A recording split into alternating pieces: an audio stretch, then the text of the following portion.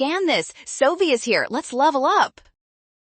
Finding the derivative of this function at 4 is fast if you follow these steps. Let's solve this calculus problem together right now.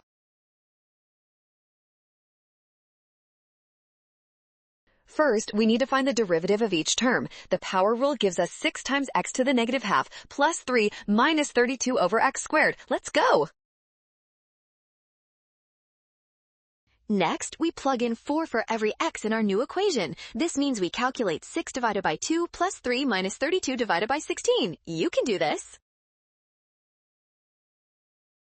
Finally, we simplify those numbers to get 3 plus 3 minus 2.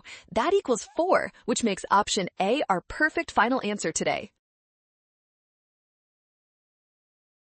Well done! Scan the code. You can learn better with Sovi. Watch your signs and trust the given steps to avoid a rush.